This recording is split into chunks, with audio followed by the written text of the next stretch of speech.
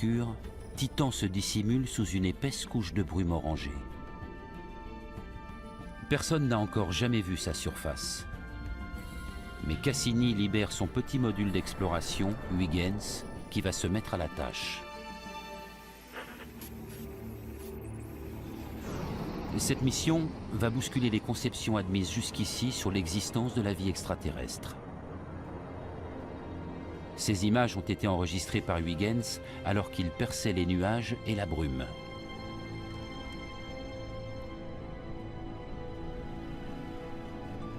Titan est couvert de vallées et de montagnes. Son paysage rappelle curieusement celui de la Terre. Soudain, les images révèlent une chose à laquelle nul ne s'attendait. La surface est constellée de galets semblables à ceux qu'on trouve habituellement dans le lit des rivières terrestres.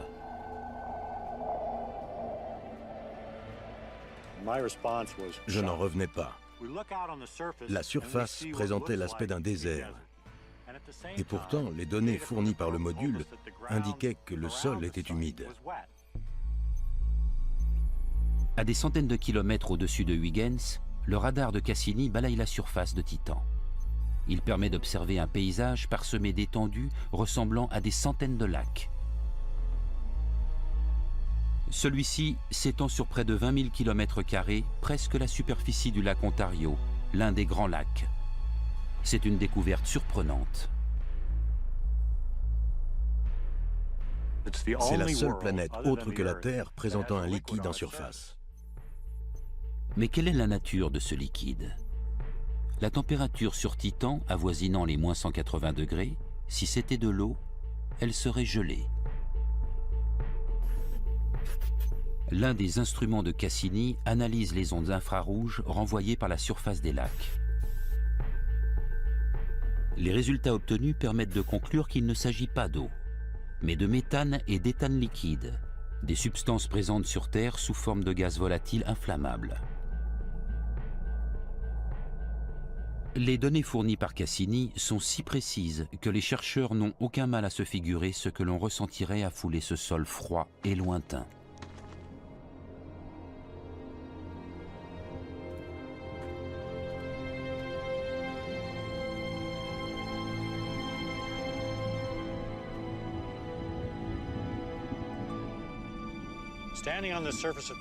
Imaginez-vous, depuis la surface de Titan, Saturne qui se découpe dans le ciel, énorme et immobile comme une porte vers une autre dimension.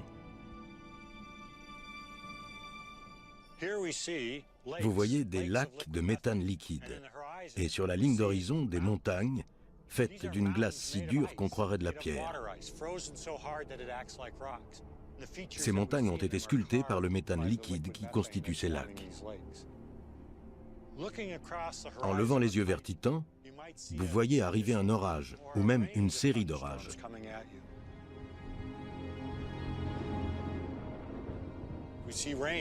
La pluie qui se met à tomber n'a rien de commun avec celle que nous connaissons sur Terre, car il s'agit de méthane et non d'eau. Elle tombe beaucoup plus lentement à cause de la gravité et les gouttes sont plus grosses.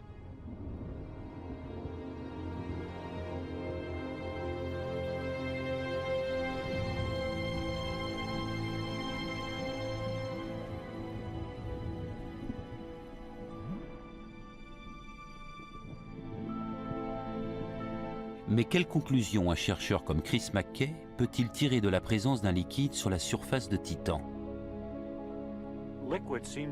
L'élément liquide jouant un rôle crucial dans l'apparition de la vie, il y a peut-être des petits organismes dans ce méthane liquide qui s'accommoderaient des basses températures. Rien ne dit pour l'instant que des organismes vivants de type microbien vivent dans ces lacs. Mais si cela venait à être prouvé, il y aurait là de quoi changer fondamentalement les conceptions sur la vie extraterrestre.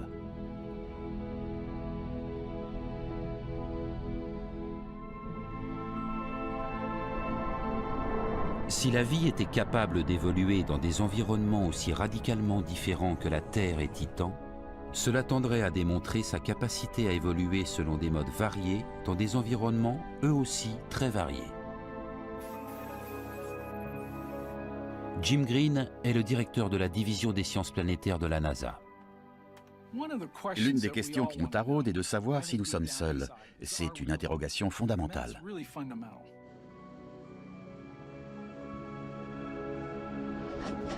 Le monde entier s'emploie à déterminer si les conditions d'émergence de la vie se retrouvent ailleurs que sur Terre. Et Jim Green est en première ligne.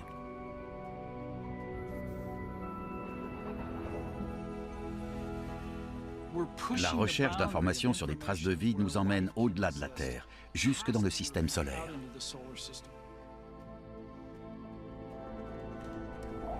Alors, où serait-on susceptible de rencontrer la vie dans notre système solaire?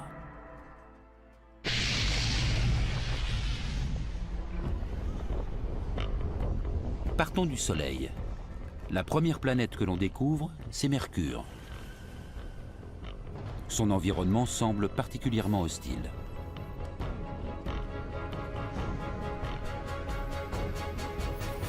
En mars 2011, la sonde Messenger, lancée par la NASA, est le premier engin spatial à se placer sur l'orbite de cette petite sphère de roche et d'acier.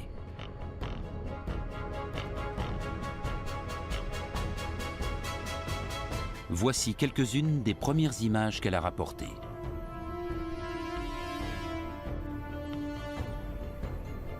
Mercure étant 3 fois plus proche du Soleil que la Terre, sa face exposée à l'astre lumineux atteint des températures de 427 degrés. Tandis que sur sa face non exposée, ces dernières tombent à moins 143 degrés. Cette planète est le désert des déserts. L'existence d'une vie sur son sol semble plus qu'improbable.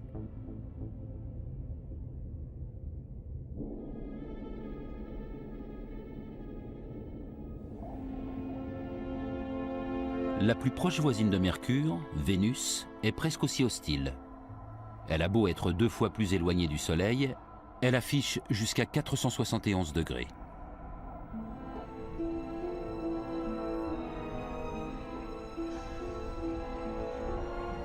Des décennies d'observation ont permis d'établir qu'elle était enveloppée d'un voile de dioxyde de carbone et de nuages toxiques d'acide sulfurique. Ces images radars révèlent l'existence de milliers d'anciens volcans sur un sol assez chaud pour y faire fondre du plomb. Et avec une pression atmosphérique 90 fois plus importante que celle de la Terre, difficile d'imaginer que quoi que ce soit puisse vivre ici.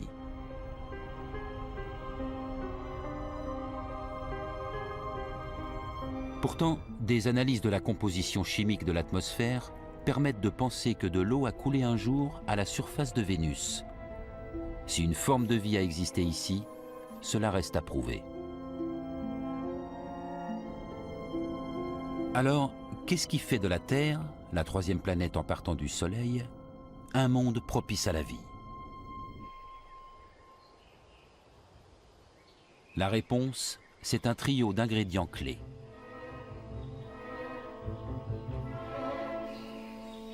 Tout d'abord, le vivant se compose de molécules organiques formées de divers éléments, comme le carbone, l'azote, l'hydrogène et l'oxygène, entre autres. Bien que ces molécules organiques ne soient pas elles-mêmes vivantes, elles sont les éléments constitutifs de tout organisme vivant. La vie a également besoin d'un liquide, comme l'eau. Dans l'eau, les molécules organiques de base peuvent se mélanger, interagir et se complexifier.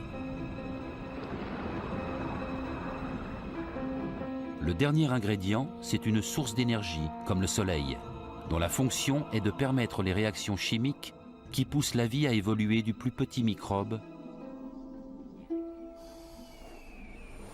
jusqu'à nous. Le jour où ces 3 ingrédients se sont trouvés en présence, il y a plusieurs milliards d'années, la vie a réussi à s'implanter.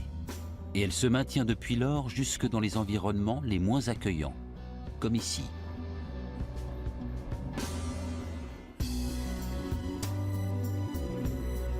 Voici le désert de Mojave, dans le Nevada. C'est l'un des endroits les plus chauds et les plus arides de notre planète. La zone où on se trouve est particulièrement intéressante parce que c'est la plus sèche. Il y a un axe de sécheresse ici. Plus à l'est ou plus à l'ouest, il y a plus d'humidité. Cela peut paraître surprenant, mais même ici où il ne tombe que 30 cm de pluie par an, les 3 ingrédients nécessaires à la vie sont présents. Les cailloux offrent juste assez d'ombre pour empêcher que l'eau ne s'évapore complètement. L'envers des cailloux blancs dissimule de petites surprises. Ces amas verts sont des bactéries. Le caillou leur procure un abri. Dessous, elles trouvent un peu plus d'humidité et de confort qu'aux alentours. En plus, ces cailloux sont translucides. On le constate si on les tient face au soleil. La lumière les traverse.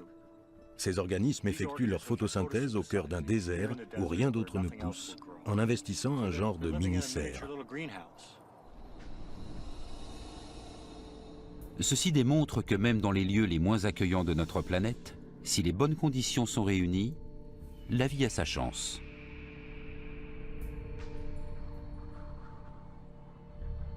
Pour les chercheurs comme Chris McKay, la question est de savoir si la Terre est la seule planète à proposer les conditions nécessaires à la vie.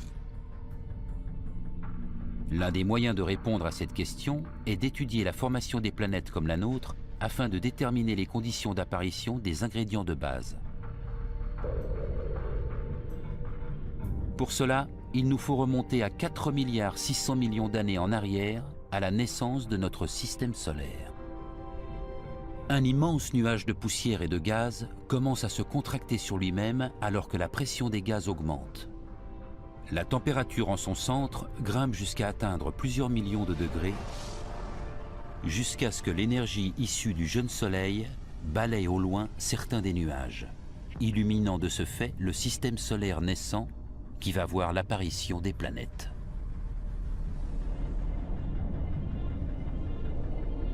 Mais cela a toujours été un grand mystère.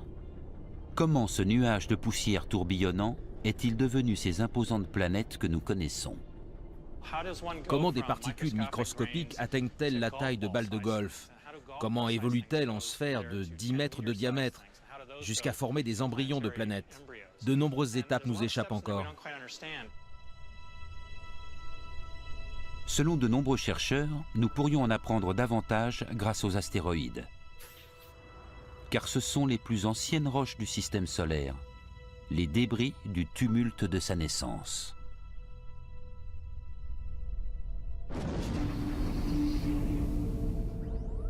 En 2003, les Japonais envoient la sonde Hayabusa accomplir une bien audacieuse mission. Il s'agit de se poser sur un astéroïde, d'y collecter des échantillons de poussière, puis de les rapporter sur Terre. Sa cible est l'astéroïde Itokawa, un objet de 550 mètres de long, filant dans l'espace à 90 000 km/h. Tenter d'atterrir sur Itokawa revient un peu à tenter de frapper une balle lancée à pleine vitesse à l'aide d'une autre balle lancée à pleine vitesse.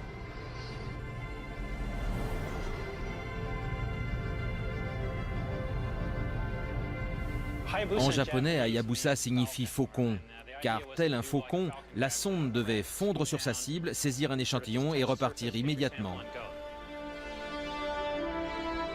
En 2005, Hayabusa atteint l'astéroïde à 300 millions de kilomètres de la Terre.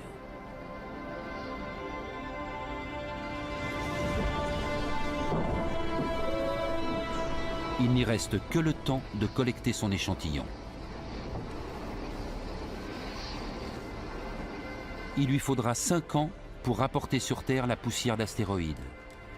Mais Hayabusa ayant été pourvu de lasers, ce temps est mis à profit pour relever la taille et la masse d'Itokawa. Des informations qui permettent aux chercheurs de déterminer la structure interne de l'astéroïde. Leur découverte pourrait bien offrir une première grille de lecture des processus de formation de la Terre. On n'est pas en présence d'un bloc homogène. Il est constitué de différents amas rocheux, allant de la taille d'une maison à celle d'un grain de poussière. Si l'on pouvait observer l'intérieur d'Itokawa, voici ce qui s'offrirait à notre regard. Une foule d'astéroïdes divers agglomérés par la force de la gravité. Il est constitué de vide à environ 40%. On pourrait probablement plonger une main dans le corps de cet astéroïde. Serait-ce la première étape de la formation des planètes telluriques comme la Terre?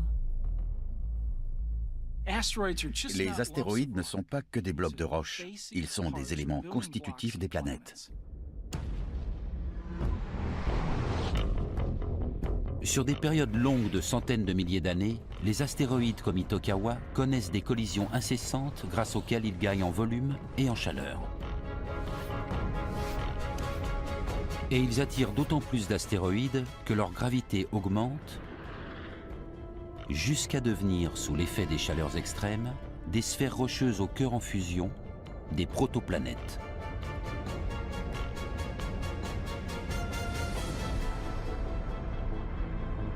Des simulations effectuées sur un ordinateur montrent que 10 millions d'années après la naissance du système solaire, une centaine de protoplanètes de taille variée, allant de celle de la Lune à celle de Mars, étaient en orbite autour du Soleil. Alors pourquoi le système solaire est-il tout autre aujourd'hui?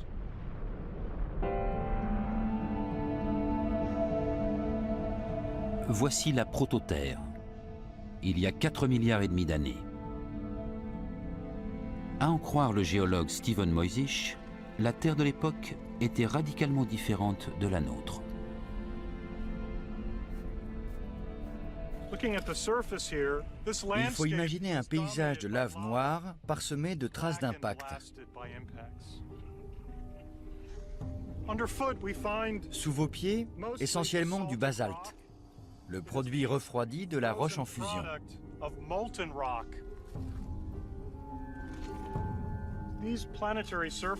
Les surfaces protoplanétaires ne sont pas bouillonnantes.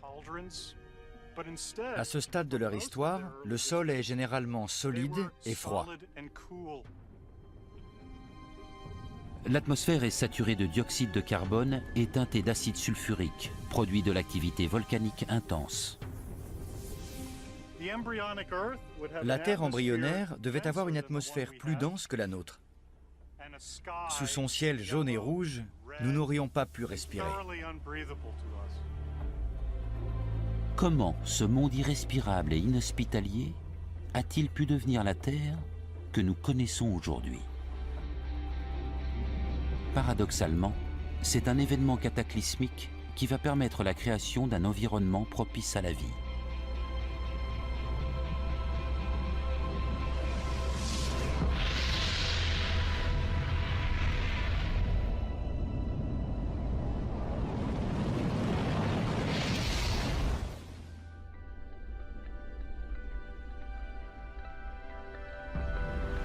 Une protoplanète de la taille de Mars vient de se fracasser contre la jeune Terre. Le choc est si violent que la surface terrestre fond. Notre planète ingérant l'intruse grossit d'autant, non sans rejeter dans l'espace des éclats de roches en fusion qui s'aggloméreront pour former notre Lune.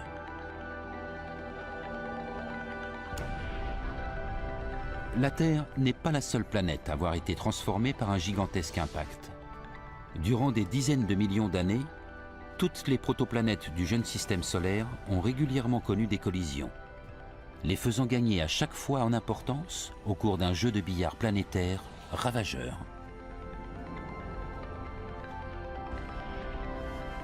C'est le processus qui a engendré les 4 planètes telluriques du système solaire actuel. Mercure, Vénus, la Terre et Mars.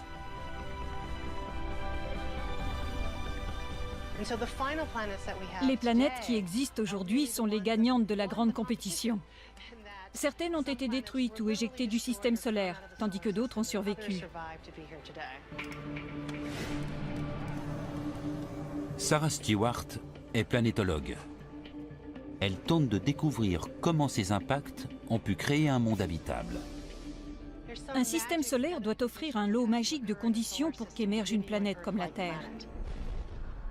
Retracer les phénomènes qui se produisent quand une planète de la taille de Mars heurte la Terre n'est pas une mince affaire. il faut pouvoir générer des chocs à des vitesses vertigineuses. Notre but est de simuler des impacts terrestres à grande vitesse. En laboratoire, nous analysons de courtes séquences du processus. Et les résultats de ces nombreuses expériences alimentent un modèle informatique destiné à recréer l'événement dans son entier. Cela requiert un matériel spécial. Un canon de 6 mètres de long, utilisant une charge explosive pour lancer des projectiles à près de 1000 km/h. À l'autre bout se trouve une chambre pressurisée et la cible représentant une planète du type de la Terre est reliée à des capteurs de précision. On utilise ce canon de 40 mm pour bombarder de la roche ou de la glace avec des projectiles de 100 grammes. Et on observe ce qui se passe quand l'onde de choc traverse le matériau. Le canon est paré pour l'action.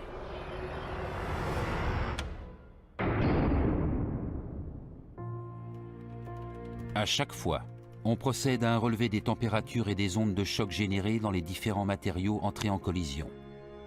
Les résultats viennent enrichir les modèles informatiques illustrant les phases finales de la formation des planètes. Ces dernières années, on a pris conscience de l'importance du fameux dernier impact géant. C'est probablement lui qui change tout, qui fait qu'une planète va ressembler plutôt à la Terre ou plutôt à Mercure.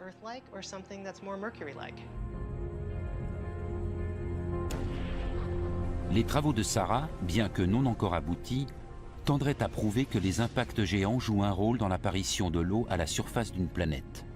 À en croire ces relevés, les collisions ont pu être violentes au point de chauffer la roche jusqu'à 1480 degrés, une température susceptible de libérer sous forme de vapeur des eaux prisonnières très loin sous la surface. Pour Sarah, il est possible que cela se soit bel et bien produit lors de l'ultime collision catastrophique de la Terre. Après les tourments du feu, à la faveur d'une phase de refroidissement s'étendant sur des millions d'années, cette vapeur se serait condensée puis serait tombée sous forme de pluie, couvrant la surface de mer et d'océan.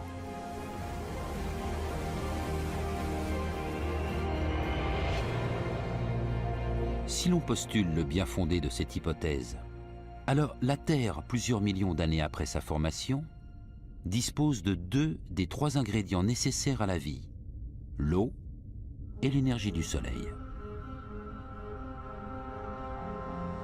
Mais qu'en est-il à ce stade des molécules organiques, les éléments constitutifs du vivant? Comment se sont-ils retrouvés sur Terre? Certains chercheurs pensent que la réponse pourrait se trouver aux confins du système solaire. Au-delà de Jupiter, Saturne, Uranus et même Neptune. Ici, à plus de 5 milliards de kilomètres du Soleil, s'étend un vaste disque de comètes et de débris qu'on appelle la ceinture de Kuiper. À l'instar des astéroïdes, les comètes sont des vestiges des premiers temps du système solaire. Elles sont composées de roches, mais aussi de glace, une glace qui ne gèle qu'à cette distance du Soleil.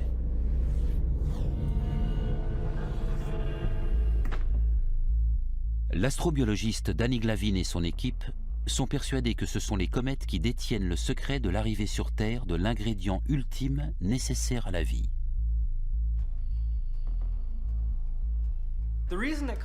Les comètes sont un objet d'étude fascinant parce qu'elles ouvrent une fenêtre sur le passé. Elles se sont formées il y a 4,5 milliards d'années avant la Terre et leurs composants chimiques se sont figés dans le temps. Mais analyser les composants d'un corps céleste, quand on sait que l'échantillon le plus proche se trouve à 5 milliards de kilomètres, voilà une vraie gageure. Fort heureusement, les comètes glacées s'aventurent parfois près de la Terre. Lorsqu'elles approchent du Soleil, elles se réchauffent et la glace se transforme en vapeur, répandant de minuscules particules de poussière. Quand vous observez une comète dans le ciel, c'est sa queue que vous voyez. Son petit noyau de roche et de glace est entièrement noyé dans la sublimation. Vous ne voyez que sa longue queue poussée par le vent solaire et étirée sur des millions de kilomètres.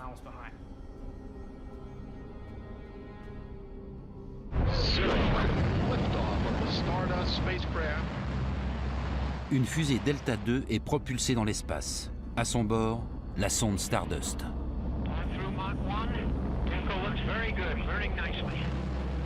Son objectif, croiser la course d'une comète lancée à près de 100 000 km/h, traverser sa queue de glace et de poussière et en rapporter des échantillons sur Terre.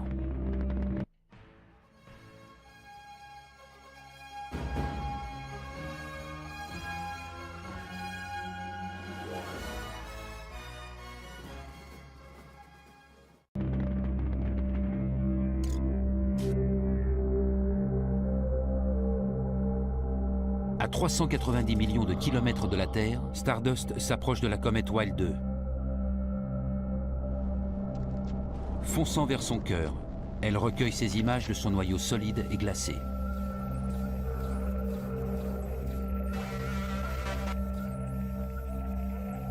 Il présente une surface irrégulière, dentelée, d'où se détachent en petits jets des particules de poussière et de glace.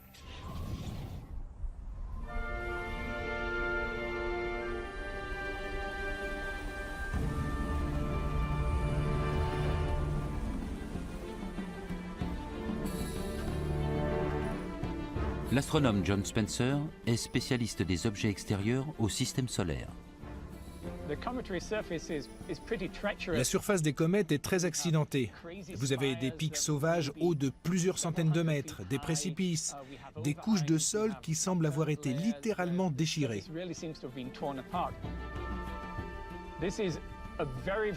C'est un paysage très étrange. La surface est principalement noire, mais ici et là, vous trouvez des petits amas de glace fraîche. Vu d'une comète, le ciel est noir, parce que l'atmosphère est pour ainsi dire inexistante.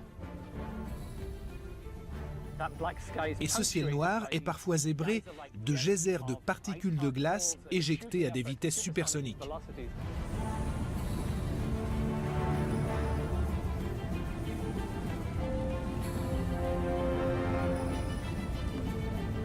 Ces geysers glacés mitraillent Stardust. Il a subi des impacts à près de 22 000 km/h, 6 fois la vitesse d'une balle tirée d'une arme. Stardust s'en tire sans une égratignure. Et le 15 janvier 2006, les échantillons reviennent sur Terre. Les échantillons ont atterri dans l'Utah, les premiers matériaux issus d'une comète. Tous les astrobiologistes du monde étaient comme fous. On allait enfin pouvoir analyser de la poussière de comète.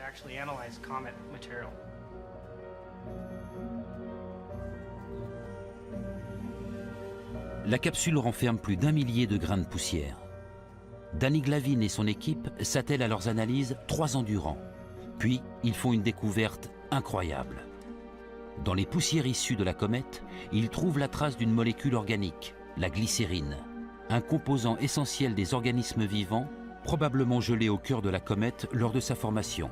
La glycérine se compose d'éléments simples présents dans le nuage de gaz et de poussière qui a donné naissance à notre système solaire.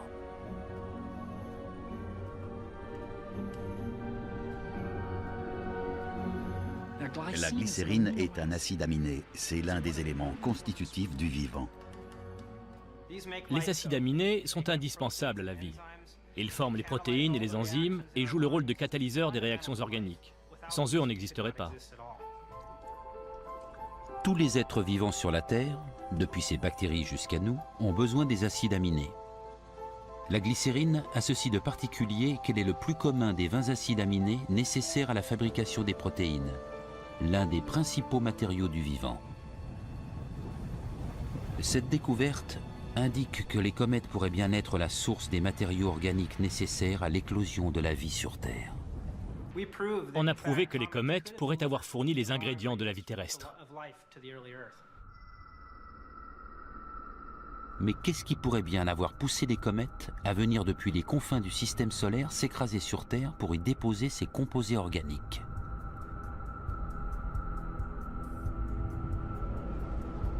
La réponse à cette question se trouve peut-être dans la ceinture de Kuiper, cet anneau de corps céleste en orbite autour du Soleil, aux frontières de notre système solaire.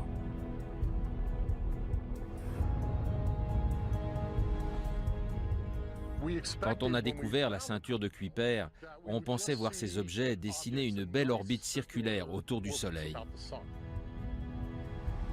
Mais les observations révèlent que les objets de la ceinture de Kuiper ne se comportent pas comme on l'aurait cru. Leur orbite est des plus chaotiques. À voir la ceinture de Kuiper, on aurait dit que quelqu'un avait pris le système solaire et l'avait secoué. On a commencé à penser qu'il y avait là quelque chose de très étrange. Hal Levison a une théorie. Pour lui, cette pagaille a probablement quelque chose à voir avec les deux plus grosses planètes du système solaire.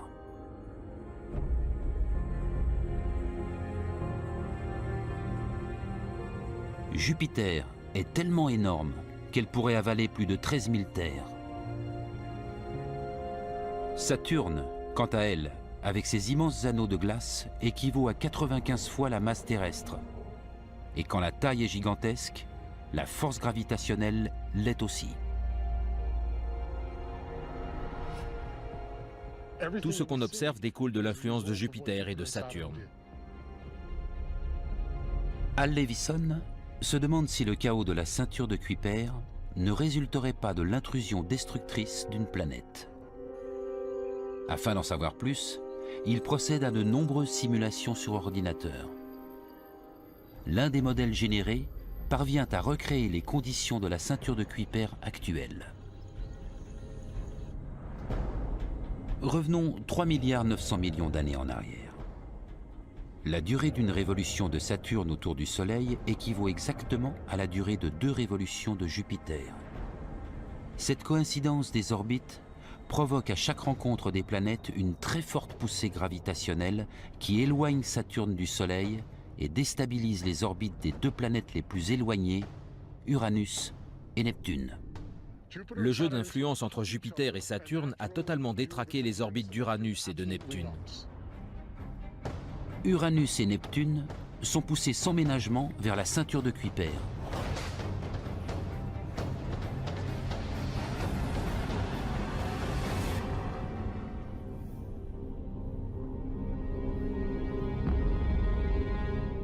Victimes de cette invasion planétaire, nombre de comètes, parfois longues d'1 kilomètre seulement, parfois grosses comme Pluton, sont éjectées de leur orbite. Le disque a explosé. C'était une vraie partie de bowling. Tout s'est retrouvé éparpillé. Résultat, 100 millions d'années durant, les comètes projetées en direction du système solaire par Uranus et Neptune vont heurter violemment tout objet se trouvant sur leur passage. On appelle cette période le grand bombardement tardif.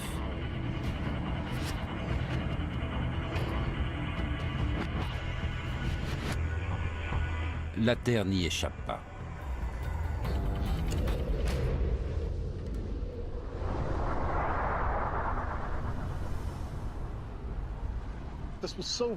C'était si violent que chaque centimètre carré de la Terre a dû être frappé par une comète.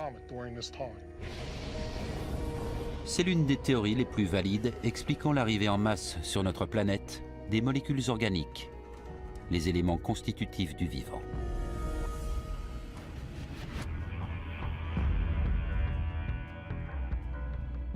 Certaines traces susceptibles d'étayer la théorie du grand bombardement tardif sont visibles à la surface d'autres planètes et lunes du système solaire, les cratères d'impact.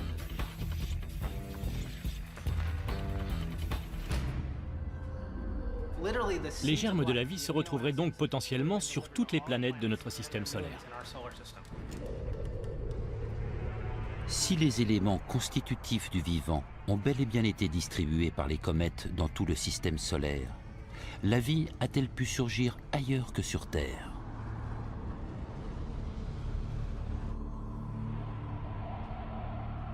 Il est très peu probable qu'il existe des organismes vivants sur Vénus ou Mercure aujourd'hui, puisque les sondes spatiales n'y ont trouvé aucune trace de cet autre ingrédient nécessaire à la vie, l'eau sous forme liquide. Mais qu'en est-il de Mars ?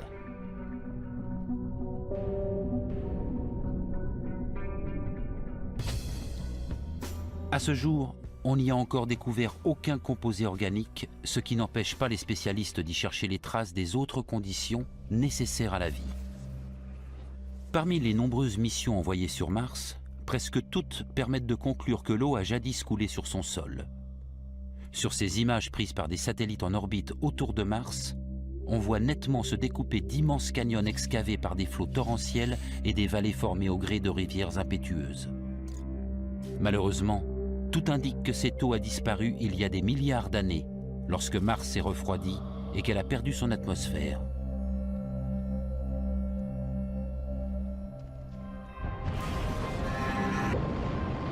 Mais le 25 mai 2008, un petit engin spatial appelé Phoenix se pose aux alentours du pôle nord de Mars. Creusant une tranchée peu profonde, il met au jour un matériau blanc qui se vaporise au bout de quelques jours. Les analyses révèlent qu'il s'agit d'eau gelée. On le pose à 68 degrés nord et voilà qu'à quelques centimètres sous la surface, on trouve de la glace. Les satellites analysent les ondes radar renvoyées par les deux calottes polaires. Elles révèlent que sous une couche de dioxyde de carbone gelé s'étendent de grandes quantités de glace. Si cette glace fondait, elle recouvrirait la planète d'un océan de plus de 25 mètres de fond.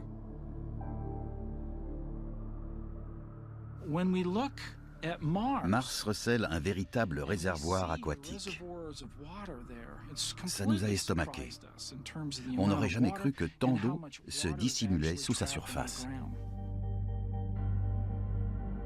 Ces mêmes satellites en orbite autour de Mars découvrent aujourd'hui que la glace se cache également dans les profondeurs des sous-sols des déserts martiens.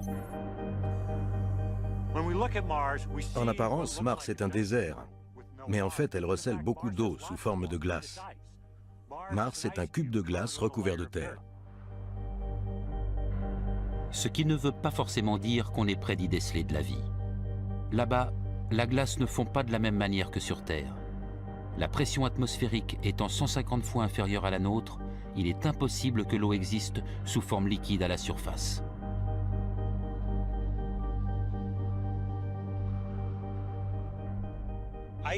Sur Mars, la glace se comporte comme la glace carbonique sur Terre, c'est-à-dire qu'elle passe directement de l'état solide à l'état gazeux, sans passer par la phase liquide.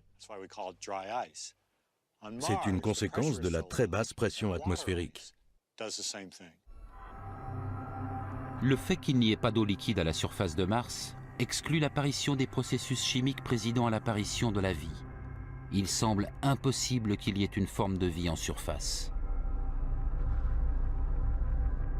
Mais dans la glace souterraine, peut-être.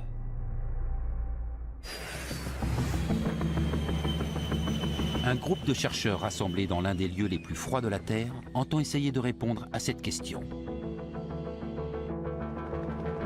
Nous sommes dans les vallées sèches de l'Antarctique, l'un des déserts les plus rudes au monde.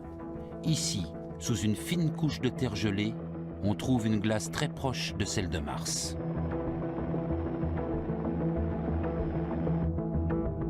Si la vie s'est développée ici, peut-on envisager qu'elle se soit développée sur Mars ? On a transposé Mars en Antarctique. On fait des prélèvements dans ce sol quasi-martien pour récolter de la glace quasi-martienne dans l'espoir de découvrir des micro-organismes qui pourraient exister sur Mars. Au point de jonction de la Terre et de la glace, l'équipe découvre une fine couche d'eau liquide. Et lorsqu'ils observent l'échantillon au microscope, quelle n'est pas leur surprise de constater que quelque chose bouge. On a découvert de la vie dans cette glace. C'est incroyable. Les micro-organismes pullulent dans cette fine couche d'eau, mais de manière très éphémère. Ils sont la plupart du temps gelés et ne se réveillent que quelques semaines au temps chaud.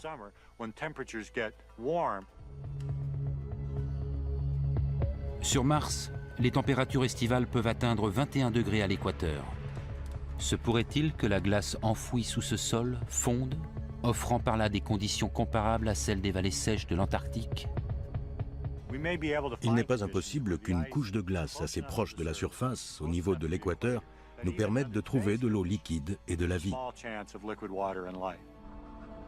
Si les sondes repéraient de l'eau liquide sur Mars, cela représenterait une découverte extraordinaire. Mais qui dit eau ne dit pas forcément vie. On est en mesure aujourd'hui de comparer les conditions que l'on sait propices à la vie terrestre et celles qui existent ou ont existé sur d'autres planètes du système solaire. Mais cela ne nous renseigne pas sur les conditions qui ont permis l'émergence des toutes premières formes de vie. Comment se fait la genèse? Comment passe-t-on de l'inerte au vivant? Les conditions qui ont existé sur Mars ont-elles jamais permis cela? Nous n'en savons rien du tout. Alors, comment les chercheurs seraient-ils en mesure de découvrir si la vie est possible sous la surface de Mars? Une découverte récente, encore controversée, ouvre une nouvelle voie. Un télescope de la NASA, enregistrant depuis la Terre des longueurs d'onde infrarouges, a détecté quelque chose d'étrange dans l'atmosphère de Mars, la présence de méthane.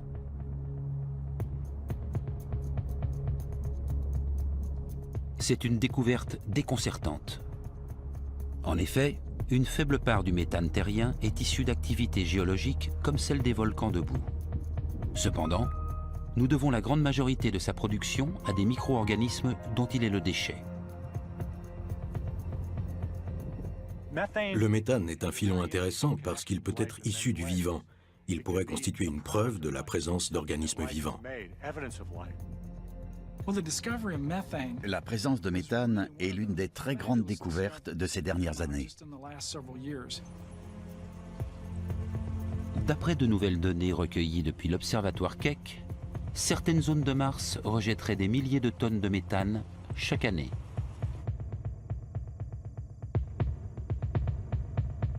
Mais alors, d'où vient ce méthane? C'est un phénomène saisonnier. Il semble que ce soit en été que Mars libère le plus de méthane. Les données sont encore insuffisantes, elles ne renseignent pas les chercheurs sur la provenance du méthane. Cependant, quelle qu'en soit la source, il est tentant de considérer cette découverte comme un tournant dans l'étude de Mars. Le méthane peut être d'origine biologique, ce qui serait fantastique, et il peut être d'origine géologique, ce qui serait également formidable parce que ça indiquerait que Mars est une planète active. Déterminée à en savoir plus, la NASA s'apprête à retourner sur la planète rouge. Cette fois, l'une de ses missions principales sera de rechercher des molécules organiques, les éléments constitutifs du vivant. Si on pouvait découvrir des molécules organiques sur Mars, des molécules martiennes, qu'on n'aurait pas apportées nous-mêmes, ce serait extraordinaire. Cette éventualité signifierait que les 3 ingrédients vitaux sont disponibles. On serait alors en droit d'envisager la possibilité d'une implantation de la vie. Il est humain de souhaiter ne pas être seul dans l'univers. Mais il est également primordial en science de garder l'esprit ouvert. L'instrument que la NASA lance à la recherche de ces molécules est un rover de la taille d'une petite voiture nommée Curiosity.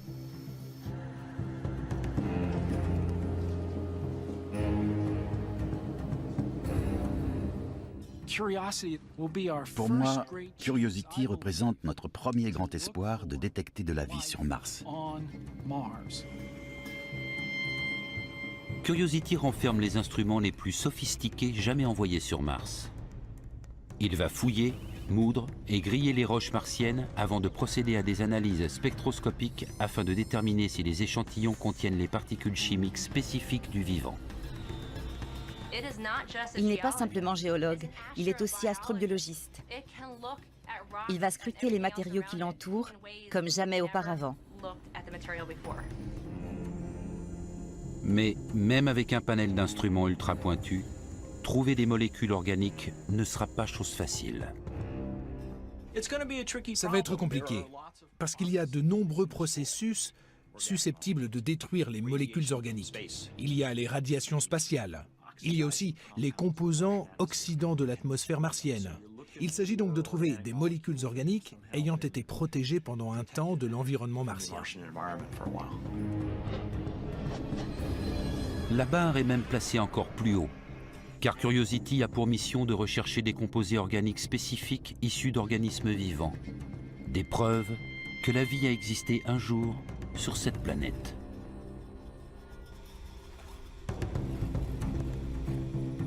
C'est précisément l'orientation des travaux de Jennifer Eigenbrod.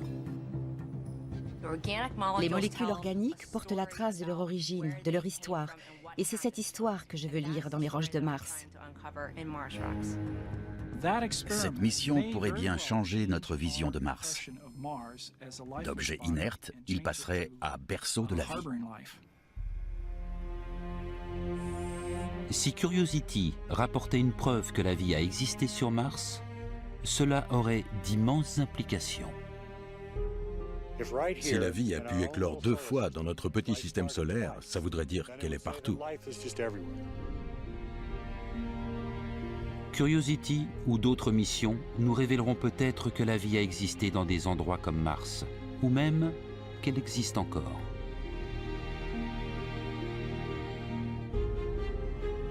Mais même si les chercheurs en venaient à conclure qu'il n'y a aucune vie sur les planètes voisines de la Terre, ça ne voudrait pas dire que nous sommes seuls. Au-delà de Mars, de nouveaux mondes attendent d'être explorés.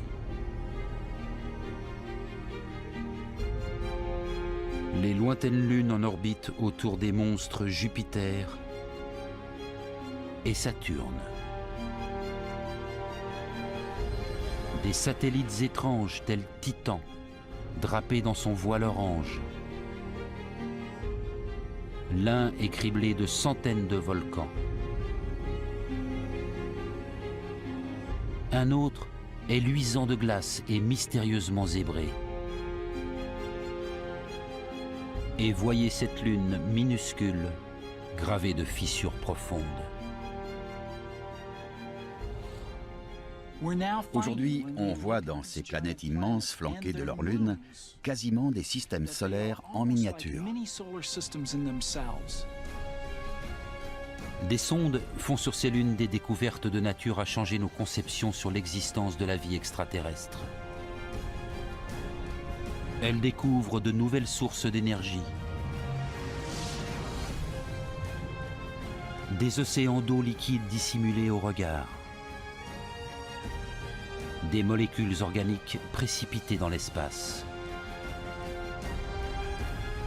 Et bien au-delà de ces mondes, des chercheurs explorent des systèmes solaires entiers attachés à d'autres étoiles. Il existe sûrement des centaines de milliards de planètes comparables à la Terre qui offrent toutes les conditions de la vie. Plus les chercheurs s'attachent à explorer ces lieux lointains à l'aide de technologies toujours plus avancées, plus ils constatent que les conditions propices à la vie ne sont pas une spécificité terrestre et que les forces en jeu dans le vivant ont toutes les chances de se déployer ailleurs, dans notre galaxie et au-delà.